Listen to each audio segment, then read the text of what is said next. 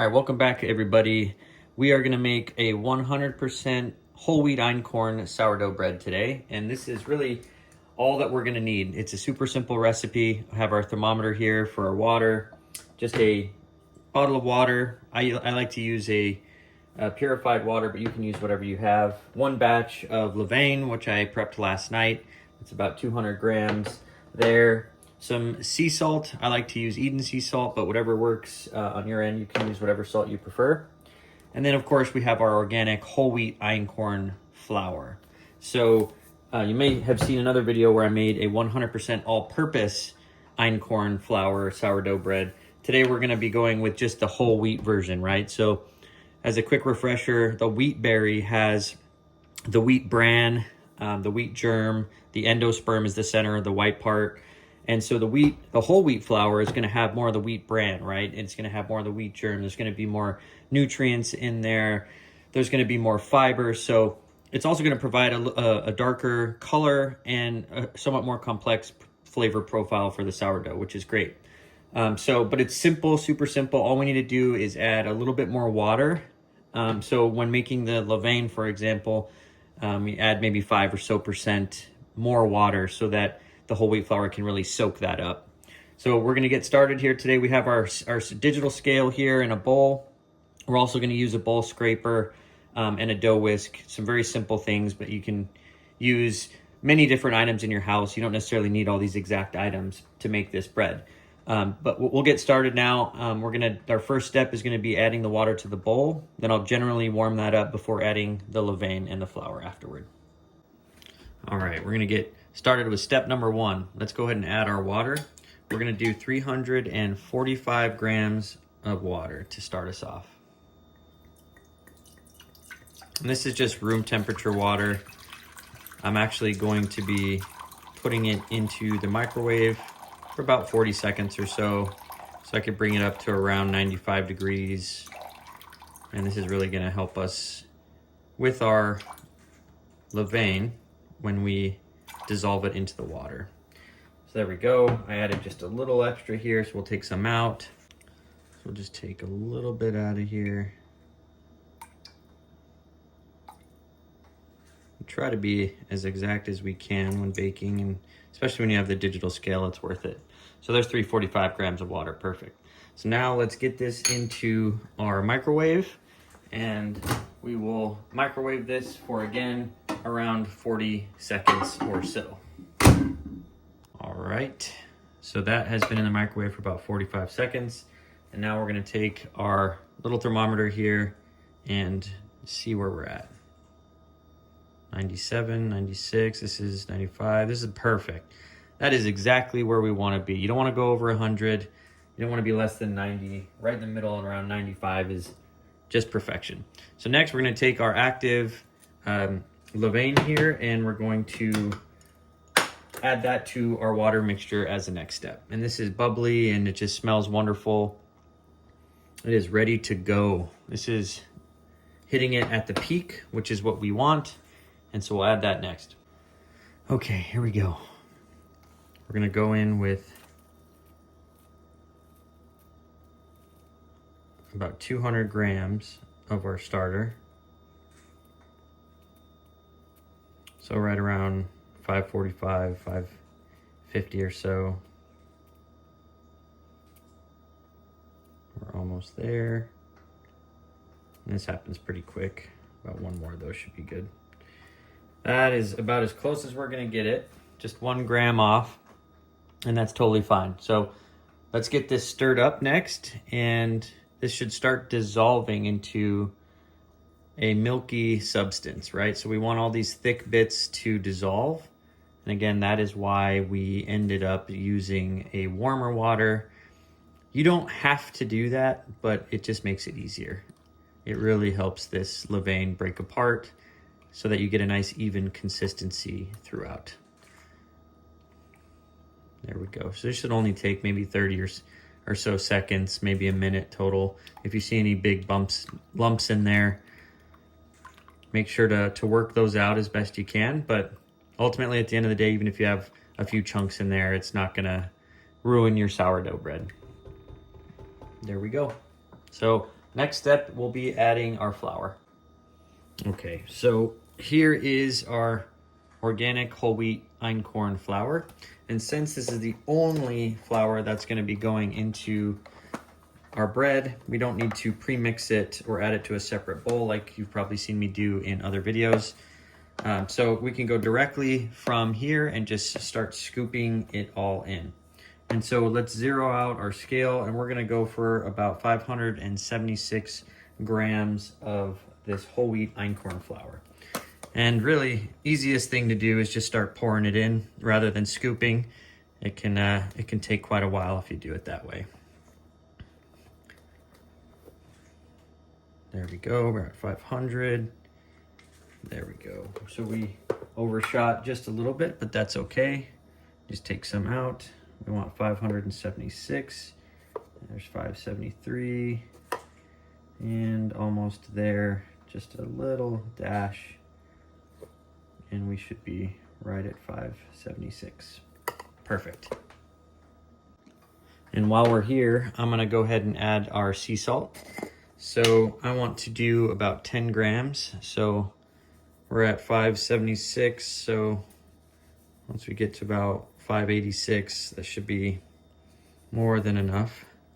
I try to spread it around as best as I can.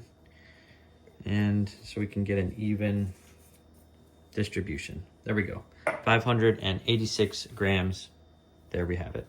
So now we're gonna take our dough whisk and begin to stir this up. So first though, let's remove it from our scale. We don't want to mess that up. And we can start working this in much easier this way. You kind of want to get around the edges here and then start getting underneath. This is all gonna turn into a floppy mess, and it always looks terrible at this stage. And you kind of always wonder yourself, this is really how people make bread? But just stick with the process and trust me, it's gonna turn out wonderfully.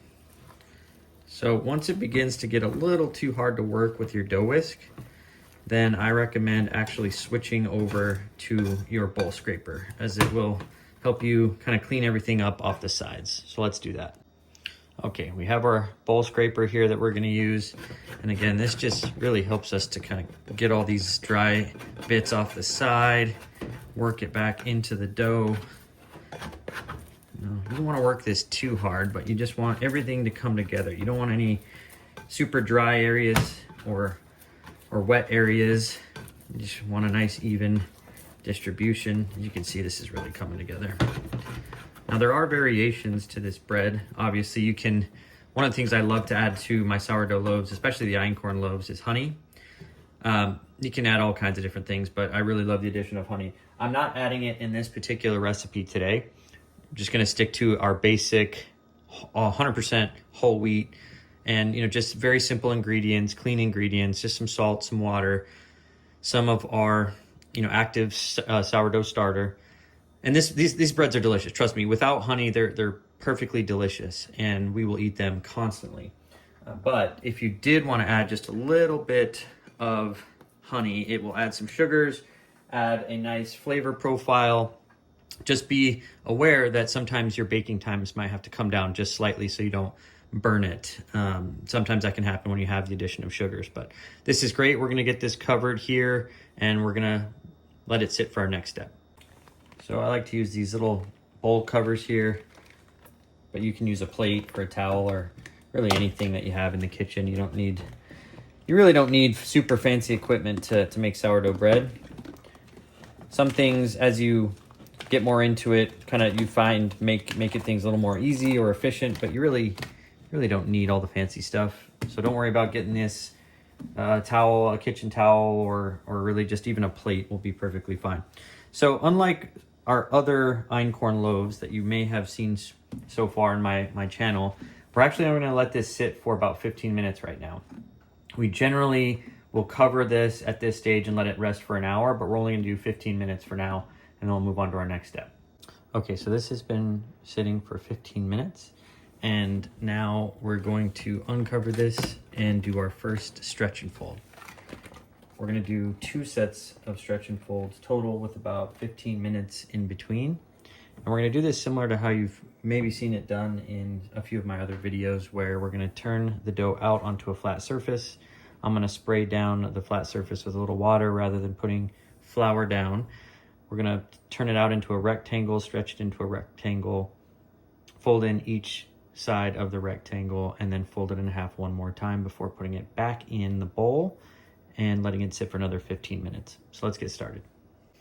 Okay, so I'm gonna take my spray bottle here, spray down our surface, and then we're gonna take our dough and get this out and onto our surface. And if there's any remaining bits inside, you can scrape those up fairly easily with your bowl scraper and then smear them back down. So put this off to the side for a moment, and then I'm gonna spray my hands as well, get a little water going. And what we want to do here again is we want to turn this out into a rectangle shape. So you don't want to be too aggressive with this dough, because again, as a reminder, einkorn does not produce a lot of gluten, and so you want to be gentle. You don't want to break the dough.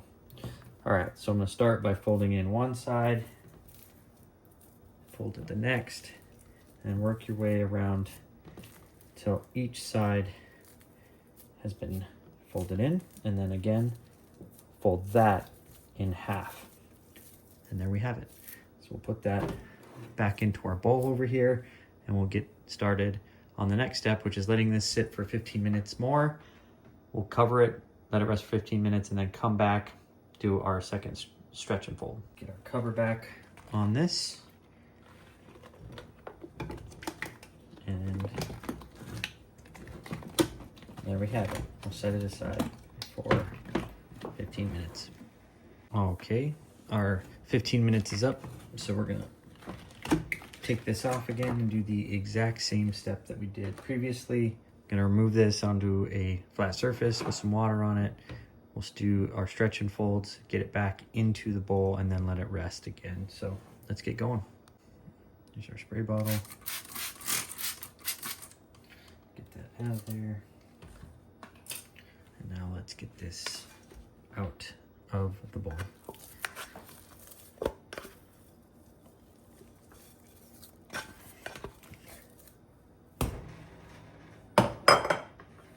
We're gonna wet our hand just a little bit, rub them together, and we are going to stretch this out into a rectangle.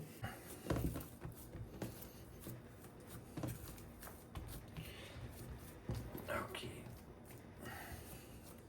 there we go. So let's start with this side, do a slight stretch, bring it in. This side, light stretch, bring it in. The end piece, light stretch, bring it in. And then finally, little stretch, bring it in before folding it in half one last time. There we have it. Back into our bowl it goes. And we're done with this step. Okay, so let's get this covered, and we're on to our next step already. So we've done our 2 sets of stretch and folds. And now we're gonna set this aside for anywhere from 2 to 4 hours, depending on the ambient temperature of your house. So for me, it's about 72 degrees, 71, 72 degrees on average. So this is gonna take about 3 hours, maybe sometimes 3.5 hours to see this rise 20 to 30% or so. And at that point, you can then put it into the fridge for an overnight proofing. What I'll probably do is bake this tonight. For einkorn loaves, I generally like to just bake them the same night. And so we'll get to that next step. But right now, we're just gonna set this aside. It's gonna sit, do its thing, develop, ferment, get those wonderful flavor molecules going. And yeah, we'll see you back in probably 3.5 hours or so. And this should be about 20 to 30% risen. See you then. All right, we are back. And as you can see, we have built up quite a bit of air in here as this is fermented and grown about, I'd say we're about 30% now. So the next step is we are going to flour the surface, get our dough out and do a little shaping before getting it into our banneton basket. All right, so I'm just gonna use my little flour shaker here and get some light flour dusting on the surface. Next step, we're gonna open this up, release the gas, and there we go. There's our dough. Much darker in color, but you can see we got some of the gas bubbles and the holes at the top there releasing the gas. So this will look much different than your typical einkorn loaf. So here's the banneton basket we're gonna be using. I'm gonna also get some flour in here and just dust around it as best as I can here. We don't need it to be completely caked, but we want enough to where we don't have to worry about our dough sticking. That is the worst thing that you can encounter when trying to do this. So I'll put this off to the side here and we'll get going on getting this dough out of our bowl. Okay, here we go. Let's get this out of our bowl. And it might take a little coercing to get this out, but shouldn't be too much work. Again, if there's anything stuck at the bottom, you can easily get those bits out. Well, here we have it. Here's our dough. It's looking pretty good for the most part. I'm gonna get a little flour going and then we're going to do our shaping. So I'm gonna add just a little bit here. And with our bowl scraper, we are going to kind of get this into a rectangular shape again. This time I'm not using the water because we're going to do our shaping and I don't want to add any extra hydration to the dough. So here's our, let's see, move it a little bit over, rectangle. I want to do just a little bit of flour in my hands and I'm going to now bring each corner into the center. Do it on all sides. We don't want to push too hard, but we want to make sure we get every corner that we can. And now that we have this shape, we're going to get underneath it and flip it over. There we go. That's perfect. And for our last little bit, I'm going to add a little more flour, get underneath it, and then we're going to start to shape it.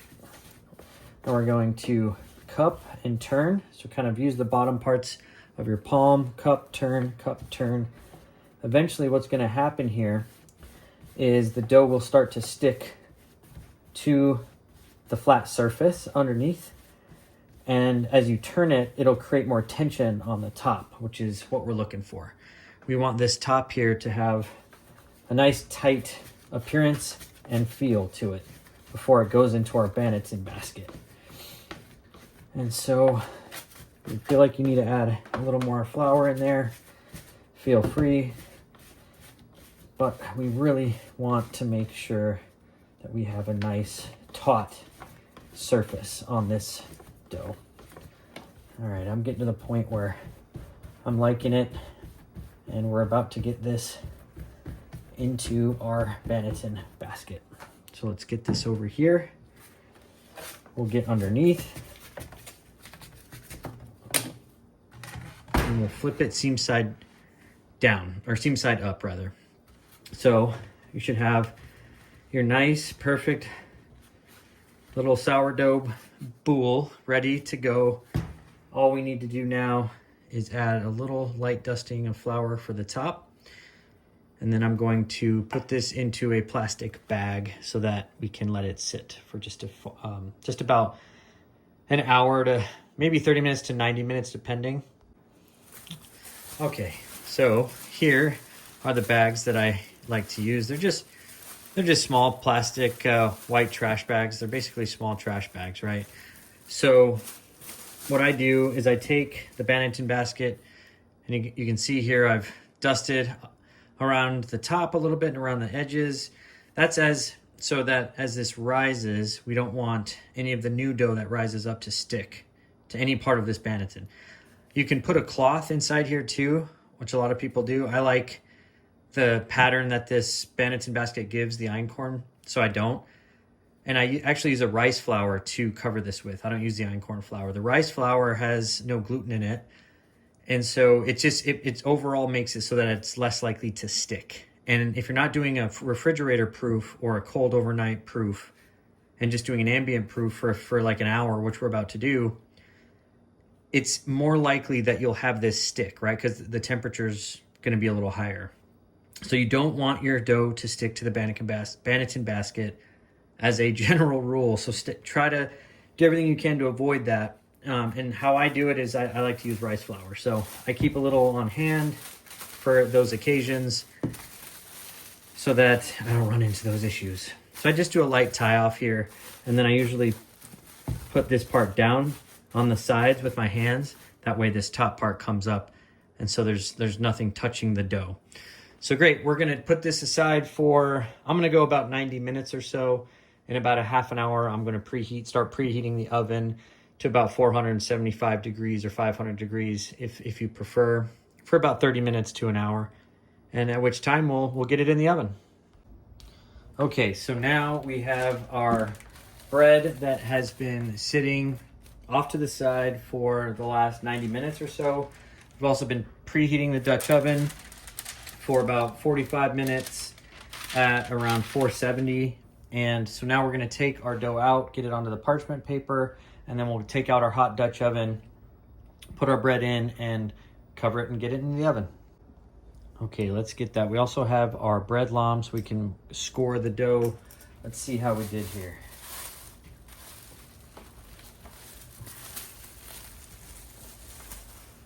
Looks pretty good. Right at the rim of the basket. So that's had considerable movement. So let's just get this out onto our parchment paper. And then I'm going to put this off to the side while we get our Dutch oven out. Okay, so our Dutch oven is piping hot. I'm gonna set this off to the side. We'll get this scored so that everything is working out just fine. Let's see if we can bring it in a little bit more here. There we go. Now we're gonna do a real basic score. We're not gonna put too much or go too deep, but we wanna have some movement there. There we go. That's all we'll do. Okay, so now let's get this up and into our Dutch oven. There we go. Let me slide this over. So now we have that in there. I'm going to add some ice. These are just small balls of ice. Putting about 4 of them behind and underneath the parchment paper. Then we will get our lid back on, and this is going to go into the oven now for about 30 minutes at 475.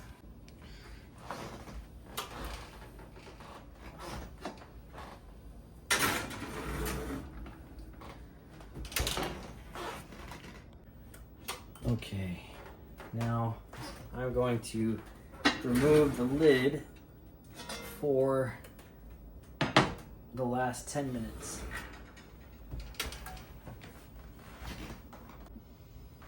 All right, we are done.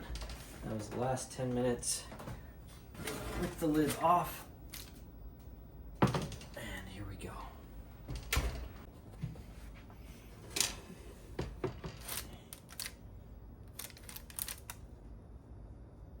There's our bread. Looks absolutely delicious. So now we have our little cooling rack that we're gonna get this onto off to the side here. And then we'll let this sit for about 2 hours at least before it gets cut into. So let's get it out of here and onto the cooling rack.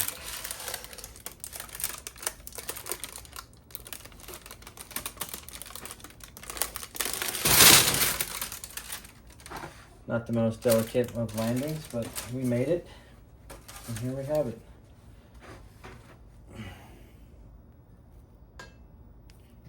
delicious whole wheat einkorn sourdough boule. Looks great, came out great.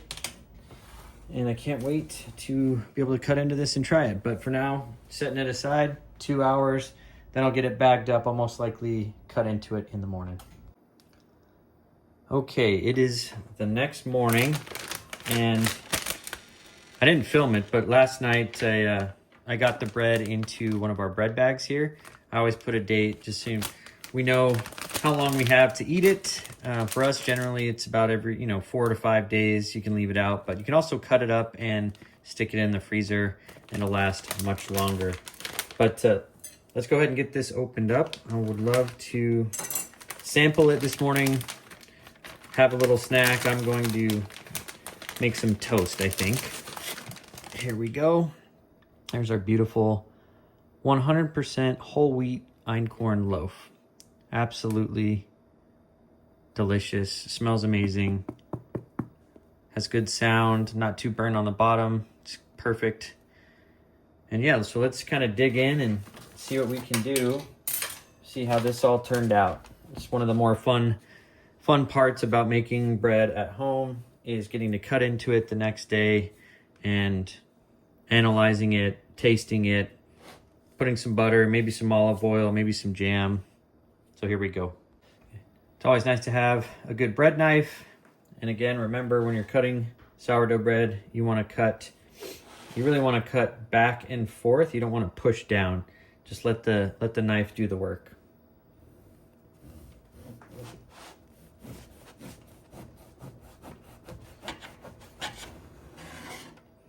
And almost there. Here we go.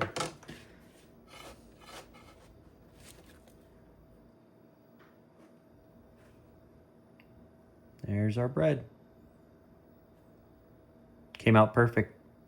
Beautiful crumb. So let's take 1/2 and let's cut ourselves a piece of toast.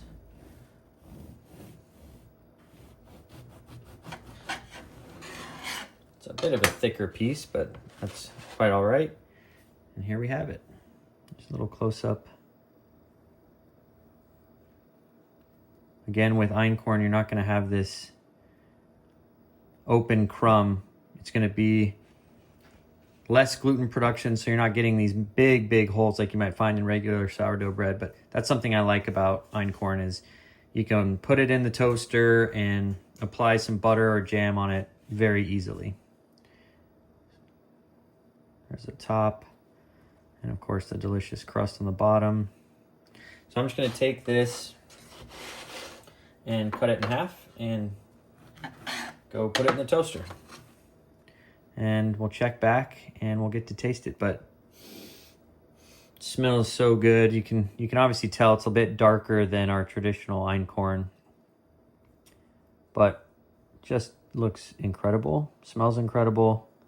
And so if you are one of those people who enjoy and appreciate the darker crumb, the darker flavor profile, this is absolutely the bread for you. So let's go drop this in the toaster. Be right back. All right, and we're back.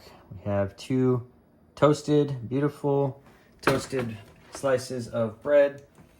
On one, I'm just gonna do a little bit of butter because that's kind of the baseline test that you always gotta try. And on the second piece, I am going to do a little bit of butter and strawberry preserves, which is one of my favorite preserves. So it's another great bread test to try. And then the last one that I'm not going to do in this video, I typically like to test out the bread and use some extra virgin olive oil and maybe add a little bit of seasonings in there, a little salt, little pepper, maybe some herbs de Provence, something like that, just to get that. I think those are 3 really amazing tests to try. And so for the preserves, I'm just going to use the strawberry preserve here that we love.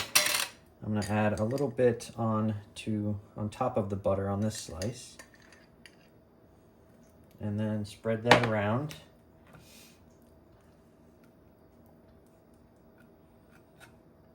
And then we'll get to do the taste test.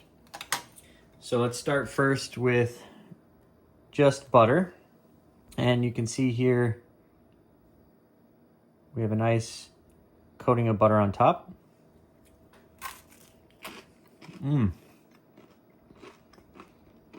Delicious. Wow, that's hard to beat.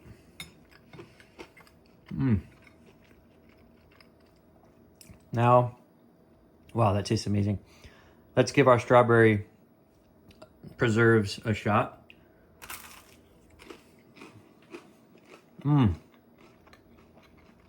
Wow, so good. Man, getting to enjoy the fruits of your labors here is so incredible. And I hope you guys are really enjoying these videos as I put them together. If there's anything that you'd like to see, please let me know in the comments. Leave a comment. Love to hear feedback. But generally, I'm just going to keep making some of my favorite recipes and putting them out there. And I hope you guys have learned something. And my goal really is to help everybody at home bake this delicious bread using einkorn flour, using other types of flours, but really focusing in on sourdough and enabling people to be able to make this and do this stuff at home, feed their families, feed themselves, and really just overall get that rewarding experience of eating and baking your own homemade sourdough bread. So I'm going to leave this up a moment so that I can add a couple of links that you'll see on the screen now. That way, if there's anything else you'd like to see, or if you'd like to go down the rabbit hole of some of the other recipes that I put together, you can click on them now. But would really appreciate a subscribe if you're not currently subscribed. And that way you can get all of the updated videos I put out typically weekly on not just sourdough bread, but everything else I'm doing here in the kitchen. So thanks again for watching, everybody, and we'll catch you on the next one.